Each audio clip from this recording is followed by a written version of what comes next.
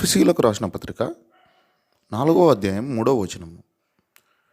మీరు పిలువబడిన పిలుపునకు తగినట్లుగా దీర్ఘశాంతముతో కూడిన సంపూర్ణ వినయముతోనూ సాత్వికముతోనూ నడుచుకునవలనని ప్రభువును బట్టి ఖైదీనైన నేను మిమ్మను బతిమాలుకొనుచున్నాను.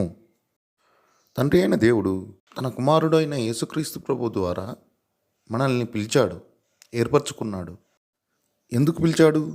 ఎందుకు ఏర్పరచుకున్నాడు? నెమ్మది కలిగి ఉండడానికా, లేదంటే నెమ్మది పోగొట్టుకోవడానికా? మాటలు అనడానికా, మాటలు అనిపించుకోవడానికా? మనం చెప్పడానికా, చెప్పేది వినడానికా? లోబడి ఉండడానికా, లేదంటే ఎదిరించుటకా? అబద్ధాలు చెప్పడానికా, సత్యం చెప్పడానికా? మోసపుచ్చడానికా, మోసపోయినా కానీ దేవుని మీద ఆధారపడడానికా?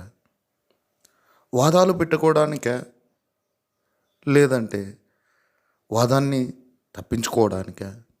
శపించడానికా, క్షమించడానికా?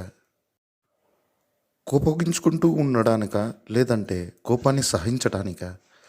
నిందించడానికా, నిందను భరించడానికా? ప్రేమ చూపడానికా, ద్వేషాన్ని చూపటాకా? దేవుడిచ్చిన సమయాన్ని సద్వినియోగం చేసుకున్నటకా, దేవుడిచ్చిన సమయాన్ని దుర్వినియోగం చేయడానికా? సోమరిగా ఉండటానికి పిలిచాడా, లేదంటే ప్రార్థించడానికి పిలిచాడా? ఎగతాళి చేయడానికా, ఎగతాళిని అనుభవించుకోవడానికా? ఈ విధంగా చెప్పుకుంటూ పోతే దేవుడు ఎందుకు పిలిచాడో మీ హృదయానికి తెలుసు.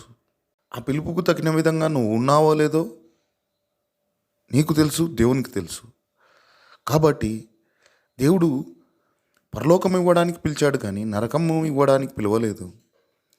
మిమ్మల్ని క్షమించడానికి పిలిచాడు కానీ మిమ్మల్ని నాశనం చేయడానికి పిలవలేడు.